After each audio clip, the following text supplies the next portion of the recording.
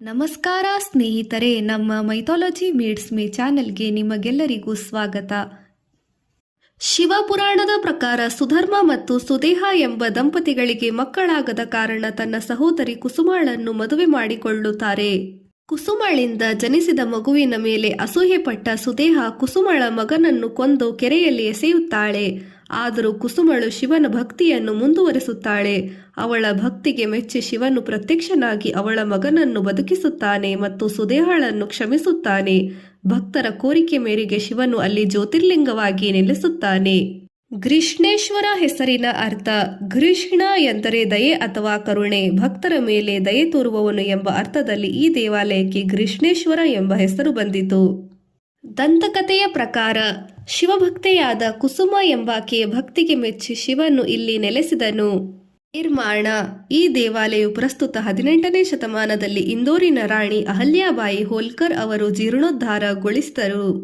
ಲಿಂಗದ ಆವಿರ್ಭಾವ: ಗೃಷ್ಮಾಳ ಭಕ್ತಿಗೆ ಮೆಚ್ಚಿದ ಶಿವನು ಅವಳು ಪೂಜಿಸುತ್ತಿದ್ದ ಸರೋವರದ ಬಳಿ ಗೃಷ್ಣೇಶ್ವರ ಗೂಷ್ಮಳಿಂದ ಪೂಜಿಸಲ್ಪಟ್ಟವನು ಎಂಬ ಹೆಸರಿನಿಂದ ಜ್ಯೋತಿರ್ಲಿಂಗವಾಗಿ ನೆಲೆಸಿದನು. ಶಿವಾಜಿ ಮಹಾರಾಜರ ಅಜ್ಜ ಮಲೋಜಿ ಭೋಸ್ಲೆ ಅವರು 16ನೇ ಶತಮಾನದಲ್ಲಿ ಈ ದೇವಾಲಯವನ್ನು ಜೀರ್ಣೋದ್ಧಾರ ಮಾಡಿದ್ದರು.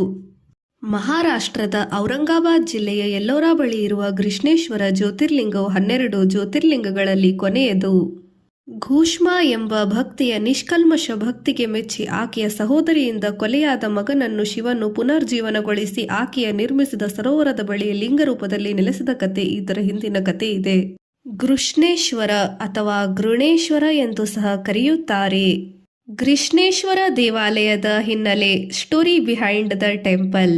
ಗೂಷ್ಮಳ ಭಕ್ತಿ: ಪುರಾಣಗಳ ಪ್ರಕಾರ ಸುದೇಹ ಮತ್ತು ಗೃಷ್ಮ ಎಂಬ ಇಬ್ಬರು ಸಹೋದರಿಯರಿದ್ದರು. ಗೂಷ್ಮ ಶಿವನ ಪರಮ ಭಕ್ತೆ. ಆಕೆ ಪ್ರತಿದಿನ ಪಾರ್ಥಿವ ಲಿಂಗಗಳನ್ನು ಮಣ್ಣಿನ ಲಿಂಗವನ್ನು ಪೂಜಿಸಿ ಸರೋವರದಲ್ಲಿ ವಿಸರ್ಜಿಸುತ್ತಿದ್ದಳು.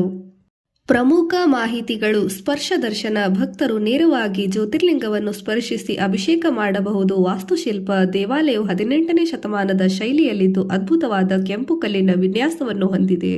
ಹತ್ತಿರದ ಪ್ರವಾಸಿ ಸ್ಥಳಗಳು: ಎಲ್ಲೋರಾ ಗುಹೆಗಳು, 1.5 ಕಿಲೋಮೀಟರ್ ದೌಲತಾಬಾದ್ ಕೋಟೆ ಇದೆ.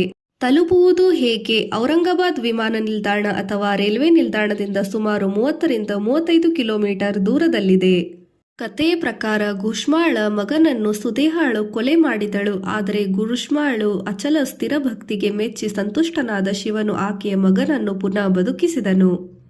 ಮಹಾರಾಷ್ಟ್ರದ ಔರಂಗಾಬಾದ್ ಜಿಲ್ಲೆಯ ಎಲ್ಲೋರಾ ಗುಹೆಗಳ ಬಳಿಯ ವೇರುಲ್ ಗ್ರಾಮದಲ್ಲಿದೆ. ಇದು ಶಿವನ 12 ಪವಿತ್ರ ಜ್ಯೋತಿರ್ಲಿಂಗಗಳಲ್ಲಿ ಅಂತಿಮ ಮತ್ತು 12 ಜ್ಯೋತಿರ್ಲಿಂಗಗಳಲ್ಲಿ ಒಂದಾಗಿದೆ. 18ನೇ ಶತಮಾನದಲ್ಲಿ ಅಹಲ್ಯಾಬಾಯಿ ಹೋಳ್ಕರ್ ನಿರ್ಮಿಸಿದ ಈ ದೇವಾಲಯವು ಕೆಂಪು ಕಲ್ಲುಗಳಿಂದ ಕೂಡಿ ಅತ್ಯಂತ ಶಾಂತಿಯುತ ಮತ್ತು ಪುರಾತನ ವಾಸ್ತುಶಿಲ್ಪವನ್ನು ಹೊಂದಿದೆ. ಇಲ್ಲಿ ಭಕ್ತರು ನೇರವಾಗಿ ಲಿಂಗವನ್ನು ಸ್ಪರ್ಶಿಸಿ ಪೂಜೆ, ಸ್ಪರ್ಶ ದರ್ಶನ ಮಾಡಬಹುದು. ಗೃಷ್ಣೇಶ್ವರ ಅಥವಾ ಗೃಷ್ಣೇಶ್ವರ ದೇವಾಲಯ ಎಂದು ಸಹ ಕರೆಯುತ್ತಾರೆ. ಇದರ ವಿವರಗಳು: ಸ್ಥಳ ವೇರುಲ್, ಔರಂಗಾಬಾದ್ ಜಿಲ್ಲೆಯ ಮಹಾರಾಷ್ಟ್ರದಲ್ಲಿದೆ. ಪ್ರಾಮುಖ್ಯತೆ: 12 ಜ್ಯೋತಿರ್ಲಿಂಗಗಳಲ್ಲಿ 12ನೇ ಅಂತಿಮ ಜ್ಯೋತಿರ್ಲಿಂಗ. ದರ್ಶನ ಸಮಯ ಬೆಳಿಗ್ಗೆ 5:30 ರಿಂದ ರಾತ್ರಿ 9:30 ವಿಶೇಷ ದಿನಗಳಲ್ಲಿ ಬದಲಾಗಬಹುದು. ವಿಶೇಷತೆ: ಇಲ್ಲಿ ಪುರುಷರು ಗರ್ಭಗುಡಿಯೊಳಗೆ ಹೋಗಲು ಶರ್ಟ್, ಬನಿಯನ್ ಧರಿಸುವಂತಿಲ್ಲ. ವಸ್ತ್ರ ನಿಯಮ ವಿಧಿಸಲಾಗಿದೆ. ದೂರ: ಎಲ್ಲೋರಾ ಗುಹೆಗಳಿಂದ ಕೇವಲ 1.5 ಕಿಲೋಮೀಟರ್ ದೂರದಲ್ಲಿದೆ. ಇತಿಹಾಸ ಮತ್ತು ಪುರಾಣ: ದಂತಕಥೆಗಳ ಪ್ರಕಾರ ಸುಶೀವೆ ಎಂಬ ಮಹಿಳೆ ಶಿವನಿಗೆ ನಿಷ್ಠಳಾಗಿದ್ದಳು. ಅವಳ ಪತಿ ಅವಳನ್ನು ಕೊಂದ ನಂತರ ಶಿವನು ಅವಳ ಭಕ್ತಿಗೆ ಪ್ರಸನ್ನನಾಗಿ ಅವಳನ್ನು ಅವಳ ಮಗನನ್ನು ಪುನರ್ಜೀವಗೊಳಿಸಿದನು ಮತ್ತು ಅವಳ ಪ್ರಾರ್ಥನೆಗೆ ಮೇರೆಗೆ ಅಲ್ಲಿ ಶಾಶ್ವತವಾಗಿ ನೆಲೆಸಿದನು.